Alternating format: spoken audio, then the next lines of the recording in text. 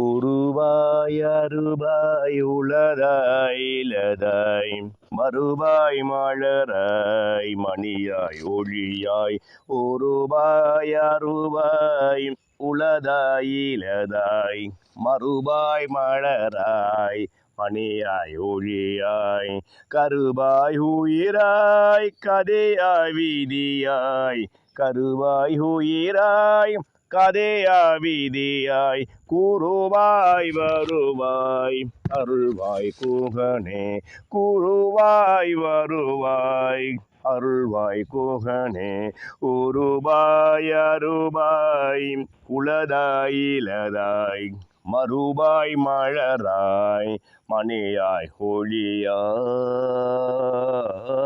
ஆதிக்கமான ஆளுமை செயல் படைத்தவரும் என்று முதன்மை எதிலும் முதன்மையாக ராஜயோகம் பெற்றவரும் எதிரியை கலங்கடிக்கும் சிம்மச்சிற்பனம் போன்றவரும் தானும் வாழ்ந்து மற்றவரை வாழ வைக்கும் பேரரசு வம்சத்து உத்த என்றும் மக்கள் இதயங்கள் உயிர்த்த சிம்ம ராசி உயிர்த்த சிகரங்களே, உங்களுக்கு கோடான கோடி வணக்கங்கள். பிரியமான சகோதர சகோதரர்களே, சிம்ம ராசியில் பிறந்தவருக்கு மெகா தனயோகம் எப்படி ஏற்படும்? அவர் மெகா தனயோகம் பெற்று எப்படி மகாராஜாவாய் பூமியில் வலம் வருவார் என்ற கேள்விக்கு உங்கள் ராசிக்கு தனக்காரன் பெரும் பணக்காரன் என்று அழைக்கப்படும் குரு பகவான் 5ஆம் இடம் என்று சொல்லக்கூடிய தனுர்மனையில் ஆட்சி பெற்றிருப்பது சிறப்பு. அல்லது 9ஆம் இடம் என்று சொல்லக்கூடிய மேசராசியில் உட்கார்ந்து அவருடைய 5வது பார்வையாக சிம்ம ராசியை, அங்கு சூரியனும் சந்திரனும் அமாவாசை யோகத்தில் அமையப்பட்ட சிம்ம ராசியை பார்ப்பது மிகவும் சிறப்பான சிவராஜ யோகமாகும். இது ஒரு மிகப்பெரும் ராஜாவை விளக்குகிற ராஜயோக அமைப்பை ஏற்படுத்தும். அதாவது பௌர்ணமி யோகம் அல்லது அமாவாசை யோகத்தில் பிறந்த ஜாதகருக்கு குருபவான் பார்க்கும் அமைப்பு ஏற்படும் பொழுது இவருக்கு மிகப்பெரிய சிவராஜயோக அமைப்பினால் இவருக்கு மிகப்பெரிய ராஜயோக அமைப்பு ஏற்படுகின்றது. எப்படிப்பட்டவருக்கு 6 கூடிய சனீஸ்வர பகவான் 12ஆம் வீட்டில் மறைய வேண்டும், அதாவது கடகத்தில் மறைய வேண்டும். மகர ராசிக்கு அதிபதி கடக வீட்டில் பிறந்து அவர் விபரதராஜயோகத்தில் இருக்கும் பொழுது இந்த சிம்ம ராசிக்கு எதிர்பாராத வகையில் பணயோகம் பதவியும் கொடுத்து நாடாளும் மந்திரியாய் வரக்கூடிய ராஜயோகம் ஏற்படுகின்றது. இது ஒரு அமைப்பு. மற்ற வகையில் 2க்கும் 11 கூடிய புதன பகவான் கன்னிராசியில் அதி உச்சம் பெற்றிருந்து அவருக்கு பணபரப்பு ஸ்தானம் என்று சொல்லக்கூடிய 8ஆம் வீட்டை இந்த கன்னிகா ராசிக்கார கன்னியில் உள்ள புதன் பகவான் அஸ்தம்சாரம் பெற்று, அதாவது புஷ்கர வம்சம் பெற்று 8ஆம் இடத்தை பார்க்கும் பொழுது திடீரென பணக்கார யோகம் புதையல் யோகம் ஏற்பட்டு மிகப்பெரும் ராஜாவாய் மிகப்பெரும் தனவந்தராய் இந்த ஜாதகர் விரைவில் வந்துவிடுவார். இது நிதர்சனமான உண்மை. மேலும் ஜாதகருக்கு அமாவாசையிலிருந்து சிம்ம ராசியில் அமைந்த பெற்றவருக்கு ராகு பகவான் அதி உச்சம் பெற்றிருக்க வேண்டும்.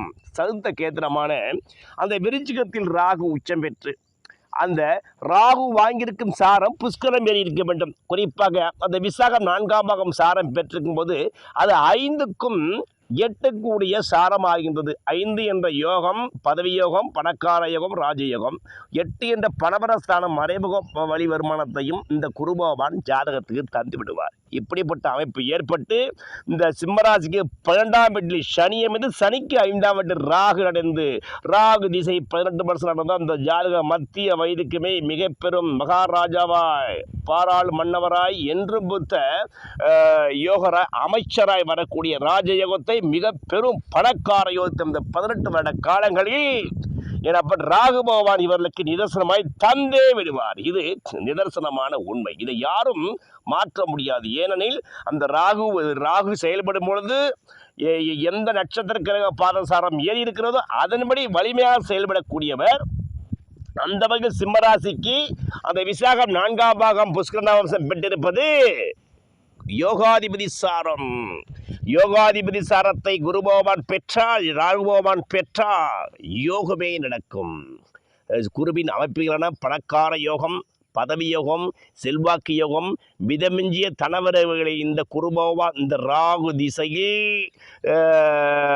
ராகு புத்திகளும் இந்த 18 வருட காலங்களில் 6 வருடம் சுக்கிரனை போலவும் 6 வருடம் புதனை போலவும் 6 வருடமும் சனியை போல் செயல்பட்டு மிதமிஞ்சிய பதவியை கொடுத்து இந்த ஜாதகரை மிகப்பெரிய ராஜாவாய் வலம் வர வைத்து விடுவார். மேலும் இன்னொரு சிவப்பு தலையோக அமைப்பு, இந்த 4க்கும் 5 கூடிய குரு பகவானும் செவ்வாய் பகவானும் இணைந்து சதுர்த்த கேந்திரமான 4ஆம் வீட்டில் குருமங்கள யோகத்தில் அமையப்பட்டாலும் இவருக்கு மிகவும் என்றும் புத்த ராஜாவாய் மிக பெரும் ரோஜாவாய் வருவது நிதர்சனமான உண்மை. இப்படிப்பட்டவர்களுக்கு இதெல்லாம் ஒரு நிதர்சனமான ராஜயோக அமைப்பு என்று கூறலாம். ஆனால் இப்படிப்பட்ட யோக அமைப்பு இருப்பதற்கு இந்த ஜாதருக்கு லக்கண புள்ளி என்று சொல்லக்கூடிய அந்த லக்கண புள்ளி புஷ்கரண வம்சம் பெற்றிருக்க வேண்டும். அந்த லக்கண புள்ளி புஷ்கரண வம்சம் பெற்றால்தான் இவர் உலக புகழ் பெறும் மனிதராகவும் உலகத்தை ஆட்டி படைக்கும் சாதுரிய படைத்தவராகவும் இந்த ஜாதக வளம் பெறுவார். இப்படிப்பட்டவருக்கு இவர் அமாவாசை யோகத்தில் பிறந்தது மற்றும் இவர் பிறந்த தேதியான இவருடைய விதியர் நிர்ணயிக்கக்கூடிய இந்த பிறந்த தேதி உச்சம் பெற்றிருக்க வேண்டும். குறிப்பாக இவர் 4ஆம் தேதி பிறந்திருந்தால் ராகு, அந்த ராகு உச்சம் பெற்றிருக்கிறது அல்லவா, அந்த ராகுவின் திசை முழுவதும் இவர் பாராளு மன்னவராய் பாராளு வேந்தராய் யோகம் பெற்றவராய் ஏன் அமைச்சராகவும் அனைவராலும் பாராட்டு மாலமரியம் பெற்றவராக வருவது நிதர்சனமான உண்மை. ஏனெனில் இந்த ராகு பகவான் அந்த சிம்மம் என்று சொல்லக்கூடிய சதுர்த்த கேந்திரத்தில் வரும்போது பாரப்பா வரும்பொழுது அந்த பேசும் அந்த கேந்திரத்தில் ராகுனிக்க பிரபலனா ராஜாக்கள் சேவையுள்ளோ வீசுகின்ற தனம் படுத்து சீமானாகி விதனையா வாழ்ந்திடுவார் இன்னருகேல் தேசுபெறப்பட்டாடை அணிகள் சேர்ப்பன் தெவிட்டாத வாழ்க்கையுள்ளோன் திரண்ட கேட்டே மாசில்லா மன்னவனாய் பல நாள் மட்டும் என வாழ்ந்திருப்பாய் என உரைத்தோர் முனிவோதானே என்று புலிப்பாணி சித்தர் கூறிய போல இந்த ராகு பகவான் இந்த ஜாதகரை மாலை மருந்தாதி கூட மிகப்பெரிய தனவந்தராய் இந்த 18 வருட காலங்களில் விதமிஞ்சிய செல்வாக்கு இயக்கப்படுத்தி இவரை வெகு குபேரராய் வரவைப்பது நிதர்சனமான உண்மை உண்மை உண்மை.